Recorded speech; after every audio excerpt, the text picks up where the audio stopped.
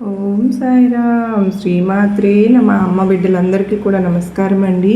అందరూ కూడా సుఖంగా సంతోషంగా ఎప్పుడూ కూడా ఆనందంగా ఉండాలి అని చెప్పి అమ్మవారి తరపున నేను కూడా మనస్ఫూర్తిగా కోరుకుంటున్నాను. ఈరోజు అమ్మవారు అందించే సందేశం ఏంటి అంటే కనుక, తల్లి ఈరోజు నువ్వు ఇది వింటే నీ గుండె జల్లమంటుంది. పొరపాటును కూడా నిర్లక్ష్యం చేయకు. ఇది నీ కుటుంబ పరువుకు సంబంధించిన విషయం.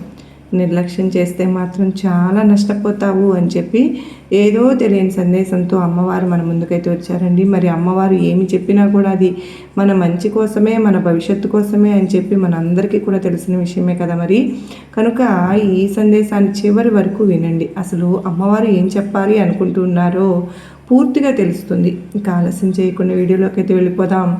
వీడియోలోకి వెళ్ళే ముందు ప్రతి ఒక్కరు కూడా ఈ వీడియోకి ఒక చిన్న లైక్ అయితే ఇవ్వండి.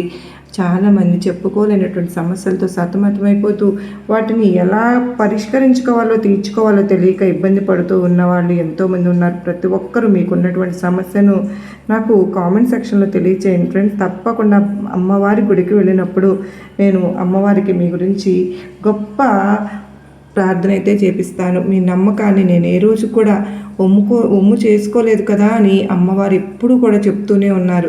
మనకు సరైన సందేశాలు సరైన సమయానికి అందిస్తూనే ఉన్నారు.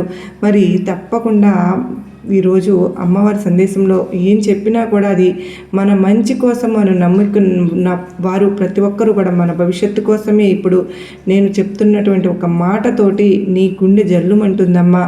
కానీ మనోధైర్యంతో నువ్వు వినే ప్రయత్నం అయితే చెయ్యి తల్లి. ఈరోజు నువ్వు ఏదైతే ఇది వింటూ ఉన్నావో, ఇది విన్న తరువాత వినక ముందు ఏ విధంగా అయితే నువ్వు మానసిక స్థితిలో ఉన్నావో అదే విధంగా నీ యొక్క మానసిక స్థితిని ఉంచుకునే ప్రయత్నం అయితే చెయ్యి బిడ్డ. ఎందుకు అని అంటే, నువ్వు అలా ఉండగలిగితేనే నీ ఇంటి పరువుని నువ్వు కాపాడుకోగలుగుతావు. నీ యొక్క పరువు అంటే నీ యొక్క కుటుంబ పరువు తోటి సమానం కదా.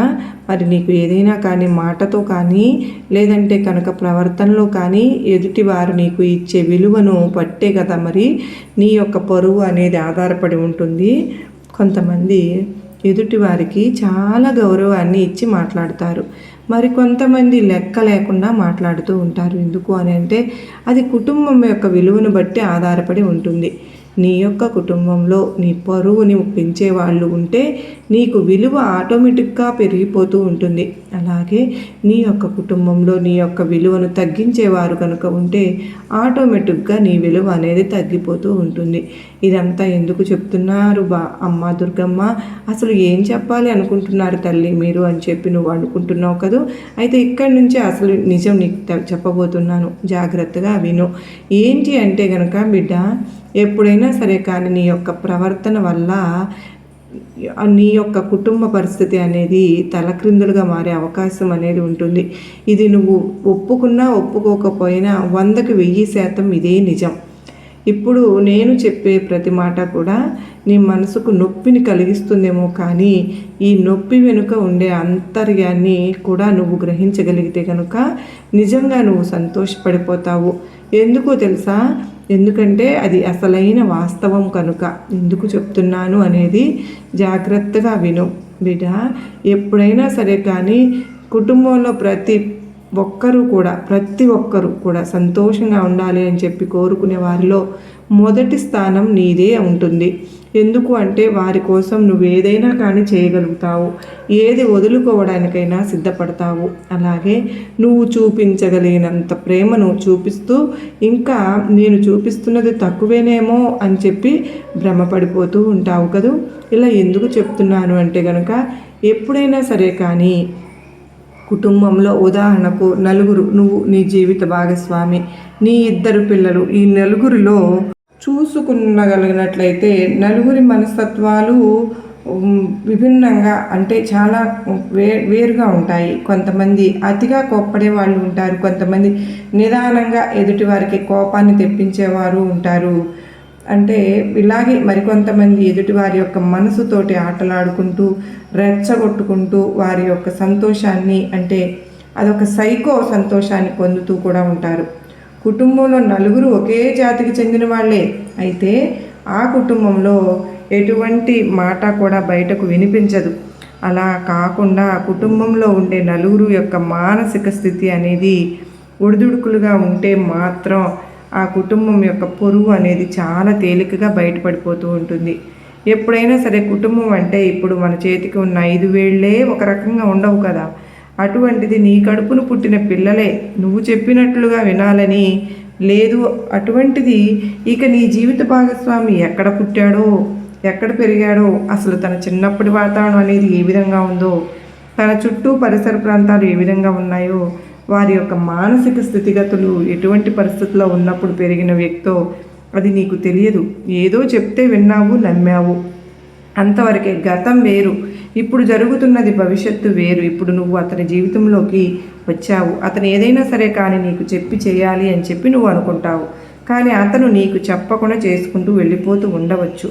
అలాగే నీ పిల్లలు కూడా నేను ఇంత 10 నెలలు మోసి కని పెంచి అల్లారు ముద్దుగా ఇంత చిన్న బాగోలేకపోతేనే నేను తలక్రిందులైపోయి ఇంత ఇదవుతూ ఉంటే అటువంటిది ఇప్పటి రోజున నా పిల్లలు నా చెప్పిన మాట వినకుండా రెటమతంగా నడుచుకుంటున్నారు. నేను చెప్పిన మాటకు అసలు వాల్యూనే ఇవ్వడం లేదు. నేను ఏదైనా ఒక మాట చెప్పాను అంటే కనుక దానికి పూర్తిగా వ్యతిరేకంగా చేసేస్తూ ఉన్నారు. వాళ్ళకు చెప్పి నా మైండ్ దెబ్బతింటుంది తప్ప వాళ్ళు మాత్రం వాళ్ళ పరిస్థితిలో మాత్రం ఎటువంటి మార్పు అనేది జరగడం లేదు అని చెప్పి అనుకుంటున్నా. నువ్వు ఏదైతే ఉన్నావో ఇప్పుడు నీ యొక్క మానసిక స్థితిని గురించి మాట్లాడుకుందాం. ఇప్పుడు నీ యొక్క కుటుంబ పరిస్థితిని గురించి నేను చెప్పాను కదా, అది నువ్వు పూర్తిగా గ్రహించావు కదా బిడ్డ. ఇది మనసులో పెట్టుకో. ఇప్పుడు నీ పరిస్థితి గురించి మాట్లాడుకుందాం. నేను కుటుంబం మీద ఇంత ధ్యాసను పెడుతున్నాను, ఇంత ప్రేమను చూపిస్తున్నాను, ఇంతగా గౌరవాన్ని పెంచుకున్నాను, నాకంటే కూడా ఎక్కువగా నా కుటుంబాన్ని చూసుకుంటూ ఉన్నాను. అటువంటిది నా యొక్క పరిస్థితిని మాత్రం ఎవ్వరూ పట్టించుకోవడం లేదు. నేను తిన్నానా, లేదంటే పడుకుంటున్నానా, లేదా పడుకోవడం లేదా ఏమైనా ఆలోచిస్తున్నానా, లేదంటే నాకు ఏదైనా హెల్త్ ప్రాబ్లమ్స్ ఉన్నాయా, లేకపోతే నేను ఏదైనా ఒక సమస్యలో ఇరుక్కుపోయానా, ఏది కూడా ఎవ్వరు కూడా నా గురించి ఆలోచించడం లేదు, నా గురించి పట్టించుకోవడమే లేదు. నేను మాత్రం చిన్నది వాళ్ళకు ఏదైనా కానీ కాలికి ముళ్ళు గుచ్చుకున్నా కూడా 10 సార్లు తీవ్రంగా ఆలోచిస్తూ ఉంటాను.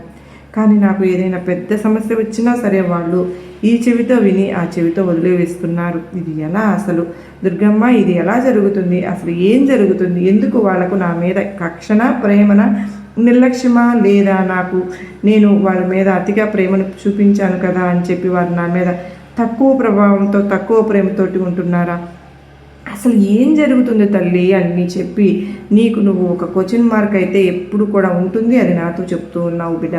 దీనికే చెప్తున్నానమ్మా, కుటుంబంలో ముగ్గురు నీ మీద ఆధారపడి ఉన్నప్పుడు ఈ ముగ్గురు సంతోషంగా ఉండాలి అంటే మొదట నీ యొక్క సంతోషాన్ని నువ్వు దూరం చేసుకోవాలి. దీనివల్ల నీకు కలిగే ఉపయోగం ఏంటి అంటే కనుక భార్యాభర్తల మధ్య మానసికమైనటువంటి సమస్యలు తగ్గిపోతాయి. ఒకరు తను ఎటు నీ మాట వినడం లేదు కదా, నువ్వు ఎంత చెప్పినా కూడా నేను పట్టించుకోవడం లేదు కదా, అసలు నీ యొక్క మాటకే గౌరవం అనేది ఇవ్వడం లేదు అని అనుకుంటూ ఉన్నప్పుడు నువ్వు మొదటిగా చేయవలసింది ఏంటి అంటే కనుక నువ్వు చేయాల్సిన ప్రయత్నాలన్నీ కూడా నువ్వు చేసావు. నువ్వు ఏదైతే వద్దు అంటున్నావో, ఏదైతే ఆపేయాలి అని చెప్పి అనుకుంటున్నావో, ఎక్కడితో అయితే స్నేహాలు బంద్ చేయాలి చేయించేసేయాలి అని చెప్పి నువ్వు అనుకుంటున్నావు, ఏది కూడా నీ అరుపుల వల్ల కానీ కేకల వల్ల కానీ 1% కూడా మార్పు రాలేదు కదా. అటువంటప్పుడు నువ్వు ఎంత చెప్పినా కూడా అవతలి వారు మారరు అని చెప్పి నీకు తెలిసినప్పుడు ఆటోమేటిక్గా అక్కడ నువ్వు మొదటగా చేయవలసింది ఏంటి అంటే కనుక నువ్వు మారాలి. అంతే. అవునమ్మా, నువ్వు ఈ విధంగా చెప్పడం మారాలి. అతను మారడం వల్ల నీకు సంతోషం వస్తుంది. నేను కాదు అనడం లేదు, కానీ అది జరగనప్పుడు అంటున్నాను. అతని వల్ల నువ్వు ఎందుకు బాధపడుతున్నావు? ఇక్కడ నీ యొక్క మానసిక స్థితిని నువ్వు మార్చుకోవాలి కదా. ఇది మొదటి ప్రశ్న. ఎందుకంటే కొన్ని సంవత్సరాలు ప్రయత్నించావు, అవునా? ఈ యొక్క ప్రయత్నంలో నీకు విఫలమే తప్ప సఫలమైందా ఏ రోజు కూడా జరగలేదు కదా. కనుకనే ఇది ఇక రెండవది చెప్పన, జాగ్రత్తగా వింటావా? ఇక పిల్లల విషయానికి వస్తే, పిల్లలు చెప్పిన మాట వినరా దుర్గమ్మ. అస్సలు నేను వాళ్ళని కంట్రోల్లో పెట్టాలి అనుకోవడం తప్ప మంచికి చెడుకు నేను తేడా వివరించి చెప్పి ప్రయత్నం చేస్తే కనుక ఒక చోట కూర్చున్న వాళ్ళు కూడా వెళ్ళి మరొక చోట కూర్చుంటున్నారు. దుర్గమ్మ తల్లి, నా మాటలు అంతగా ఎగిటి వేసిపోయాయా? నేను అంత పరాయిదాన్ని అయిపోయానా? ఏదైనా చెప్తుంటే ఏం చెప్పాలనుకుంటున్నావు కూడా నాకు తెలుసులేమ్మా అని చెప్పి ముందుగానే ఆనకట్లు వేసేస్తున్నారు. చెప్పే మాటలకు అన్నీ మాకు తెలుసు అన్నట్లుగా మాట్లాడుతున్నారు. ఇది మంచిది కాదమ్మా. ఈ వయసులో ఇటువంటివన్నీ కూడా జరుగుతూ ఉంటాయి. వాటిని నువ్వు కంట్రోల్ చేసుకుని నువ్వు స్నేహం దగ్గర ఎంతవరకు ఉండాలి, అలాగే పరాయి వాళ్ళ దగ్గర ఎలా నడుచుకోవాలి, నీ యొక్క బిహేవియర్ ఏ విధంగా ఉండాలి, చదువు యొక్క విలువ ఏంటి, తల్లిదండ్రులను ఎలా గౌరవించాలి, ఇవన్నీ చెప్తూ ఉంటే నువ్వేం చెప్పాల్సిన అవసరం లేదని చెప్పి కొంచెం ఎక్కువ మాట్లాడితే అసలు అక్కడి నుంచి లేచి వెళ్ళిపోయి మీతో మాట్లాడకుండా పలకకుండా కూడా ఉంటే స్టేజ్లోకి నీ పిల్లలు వచ్చేసారు అంటే ఎంతగా ఎదిగిపోయారో ఒక్కసారి ఆలోచించు. ఇక్కడ నువ్వు అంటున్నావు ఈ వయసులో ఇలాగే జరుగుతుందమ్మా, నువ్వు కంట్రోల్ ఉండగలిగితే నీ లైఫ్ సెటిల్ అవుతుంది అని చెప్పి కదా. ఇదే వయసులో పిల్లలకి తల్లిదండ్రులకు ఎదురు తిరగడం కూడా జరుగుతూ ఉంటుంది.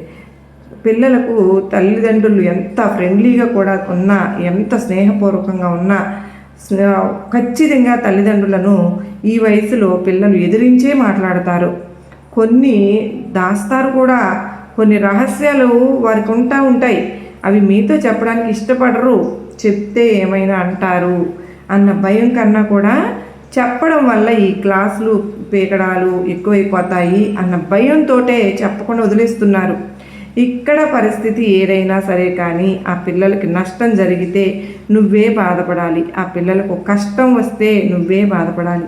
మరి ఇక్కడ పరిష్కారం ఏంటి అన్న విషయానికి వస్తే నువ్వు చెప్పాల్సినటువంటి పద్ధతి డైరెక్ట్ ఫేస్ టు ఫేస్ కాదు, ఇండైరెక్ట్ టు ఫేస్ టు. అంటే నువ్వు ఏదన్నా చెప్పాలి అనుకుంటూ ఉన్నప్పుడు నీ యొక్క చుట్టుపక్కల పరిసర ప్రాంతాలలో ప్రేమ వల్ల పెళ్లి చేసుకుని ఎవరైతే వారి జీవితంలో నష్టపోయిన విషయాలు ఉన్నాయో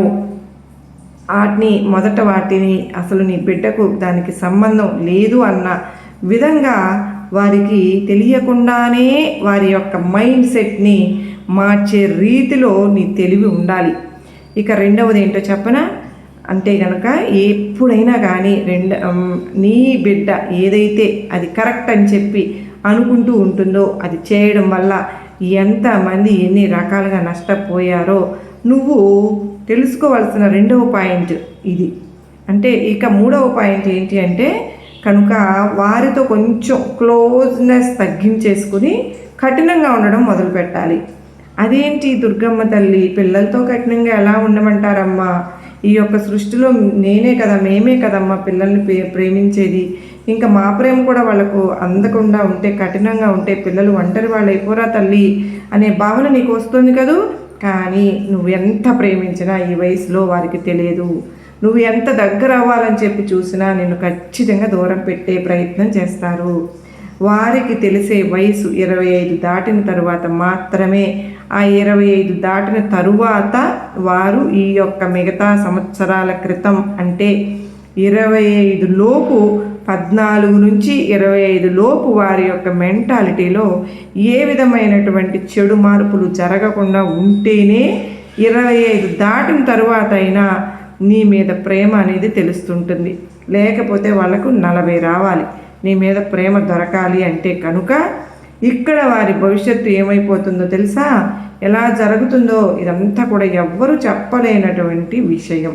కానీ ఇక్కడ నా బిడ్డగా, నా భక్తురాలిగా నిన్ను నియమించుకున్నాను కనుకనే, నీ సంతోషం నాకు ముఖ్యం కనుకనే నీ బిడ్డల భవిష్యత్తుకు నాది గ్యారెంటీ. నువ్వు ఖచ్చితంగా ఇప్పుడు తెలుసుకోవాల్సిన విషయం ఏంటి అంటే కనుక ఇంటి గుట్టు బయట పెట్టకూడదు, బంధువులతో కూడా చెప్పకూడదు, ఆఖరకు రక్త సంబంధీకులకు కూడా చెప్పకూడదు. మనవాళ్లే కదా అని చెప్పి ఎవరిని కూడా నమ్మకూడదు. నీ జాగ్రత్తలో నువ్వు ఉండాలి. అలా అని చెప్పి దేనికి కూడా భయపడకూడదు, కంగారు పడకూడదు. అలాగే ముఖ్యంగా తెలుసుకోవాల్సిన విషయం ఏంటి అంటే కనుక బిడ్డ, ఎప్పుడైనా సరే కానీ ఒక మనిషి తన విలువను తానే కాపాడుకునే క్రమంలో కొన్ని సంతోషాలను వదిలిపెట్టుకోవలసి వస్తుంది. నువ్వు కూడా నీ విలువను నువ్వు కాపాడుకునే క్రమంలో నువ్వు వదులుకోవలసినటువంటి సంతోషాలు ఏంటి అంటే కనుక ఖచ్చితంగా నువ్వు ఎక్స్ప్రెషన్స్ అంటే ఆశించడం అంటే ఎక్స్పెక్టేషన్స్ అంటారు కదా, ఏదైతే ఉంటుందో అంటే ఎదుటి వారి నుంచి ప్రేమ కానీ, ఎదుటి వారి నుంచి డబ్బు కానీ, ఎదుటి వారి నుంచి పొగడ్తలు కానీ, ఎదుటి వారి నుంచి ఇంకా ఏదైనా సరే కానీ చేయటం ఆశించడం అనేది సరైనది కాదు. ఆశించడం అనేది ఆశించడం నీ దగ్గర ఉన్నంతకాలం నీకు తృప్తి అనేది ఉండదు, అసంతృప్తే మిగులుతుంది.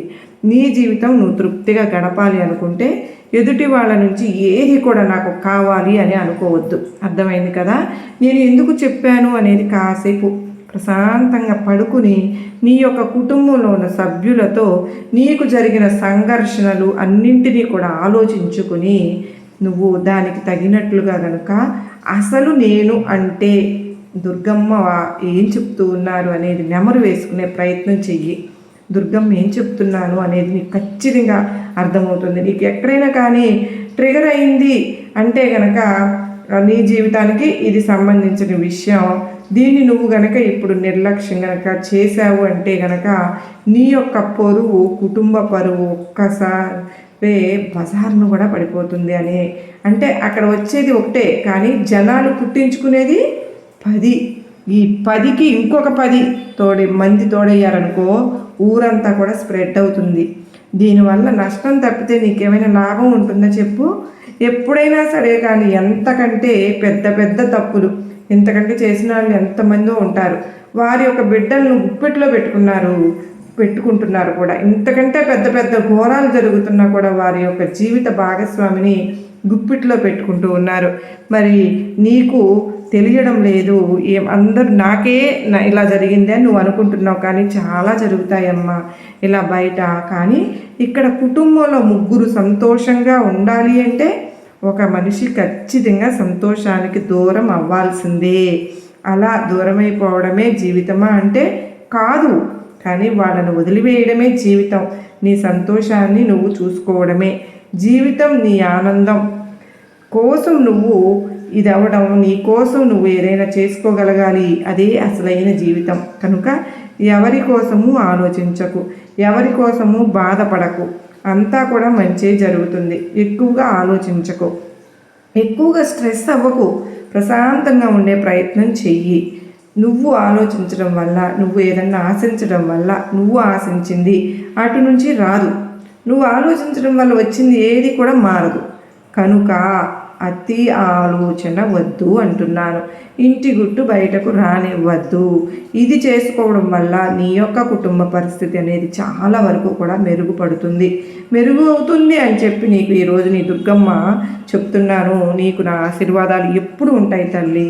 నిన్ను కంటికి రెప్పలాగా నేను చూసుకుంటానమ్మా. నీ బాధ నా బాధ కాదా? నీ బిడ్డల బాధ నా బాధ కాదా?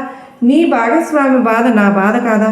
నేను చూసుకుంటాను తల్లి, నువ్వు ధైర్యంగా ఉండు అంటూ అమ్మవారు అత్యద్భుతమైనటువంటి సందేశాన్ని అందించారు కదండి.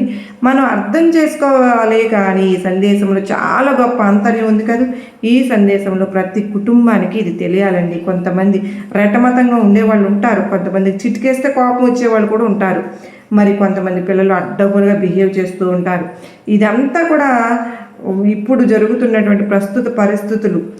అప్పుడు ఇక్కడ ఆడవాళ్ళు ఎంతో ఓర్పుగా తెలివిగా మేనేజ్ రాగలగాలి కూడా. అలా చేసుకుని వచ్చినప్పుడు మాత్రమే లైఫ్ అనేది అలా స్మూత్గా వెళ్ళిపోతుందన్నమాట.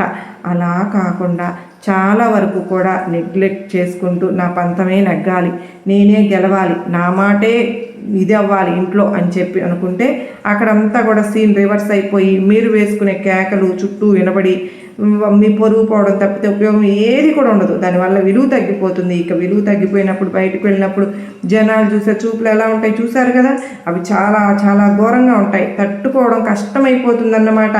ఇదే దుర్గమ్మ వారు మనకు చెప్పాలనుకుంటున్నది. మరి మనందరికీ కూడా అర్థమైందని చెప్పి నేను అనుకుంటూ ఉన్నానండి. మరి మీకు అర్థమైందని చెప్పి నచ్చింది, గొప్ప ధైర్యాన్ని అమ్మవారు ఇచ్చారు అని చెప్పి ఈ సందేశం అని మీ అందరికి అనిపిస్తే తప్పకుండా ఈ వీడియోకి చిన్న లైక్ ఇవ్వండి ఫ్రెండ్స్. లైక్ ఇచ్చిన వెంటనే మీరు సబ్స్క్రైబ్ చేసుకోవడం మాత్రం మర్చిపోవద్దండి. కామెంట్ సెక్షన్లో శ్రీమాత్రే నమః అని కామెంట్ చేయడం కూడా మర్చిపోవద్దు ఫ్రెండ్స్. మీ కామెంట్ వల్లనే నాకు గొప్ప సపోర్ట్ అనేది లభిస్తూ ఉంటుందని చెప్పి గుర్తుపెట్టుకోండి. మరి మన కుటుంబాన్ని మనమే బజారు పాలు చేసుకుంటే దానివల్ల నష్టపోయేది ఎవరు? మనమే కదా. కనుక కొంచెం ఏమంటారు దాన్ని ఓర్పుగా గనక ఉండగలిగినట్లయితే, సగం మనం పాటించినట్టయితే గనక మన జీవితంలో మన కుటుంబానికి ఈ పరిస్థితులు, ఈ క్రిటికల్ పరిస్థితి అనేది మరలా గొప్ప పిల్లలు ప్రయోజకులయ్యి మన జీవిత భాగస్వామి మనం అర్థం చేసుకున్నప్పుడు ఈ తిరిగి రాదు కదండి ఈ జీవితం అనేది. మరి అందుకనే కొంచెం మనం గనక ఓర్చుకున్నట్లయితే ఈ క్రిటికల్ స్టేజ్ అనేది దాటిపోయిన తర్వాత మన పిల్లలు చక్కని మార్గంలో నడుచుకుంటారు. వాళ్ళే మనకు చెప్పేవాళ్ళుగా ఎదుగుతారు. తప్పకుండా అవకాశం మనం ఈ టీనేజ్ వయసులో పిల్లలకి 14 నుండి 25 సంవత్సరాల లోపు పిల్లల్ని కొంచెం జాగ్రత్తగా కనుక మనం డీల్ చేయగలిగితే నిజంగానే మనందరికీ అనుభవమే కదండి ఇదంతా కూడా జరుగుతున్నదే. చాలామందిని మీరు గమనించండి, ఈ టైంలో అలానే ఉంటారు పిల్లలు. ఇంకా వాళ్ళని బట్టి ఆటోమేటిక్గా మన జీవిత భాగస్వామిలో కూడా మార్పులు కలుగుతాయి. వాళ్ళు మన అర్థం చేసుకునే రోజు ఒక రోజు వస్తుంది. అప్పుడు మీరందరూ కూడా మరలా మీరే చెప్తారు, నిజమే దుర్గమ్మ తల్లి నాకు మంచి ఆ రోజున వాళ్ళ రోజున మనం చెప్పకపోతే నా జీవితం ఏమైపోయేదో, నేను నా కుటుంబం రోడ్డున పడేవాళ్ళం కదా అని చెప్పి అనుకుంటారు. మరి అందరూ కూడా అమ్మవారికి ఒక చిన్న లైక్ ఇచ్చి సపోర్ట్ చేయండి. మళ్ళీ కలుసుకునేంతవరకు అందరికీ నమస్కారం అండి. ఓం సాయిరాం. శ్రీమాత్రే నమః. సర్వేజన సుఖినో భవంతు.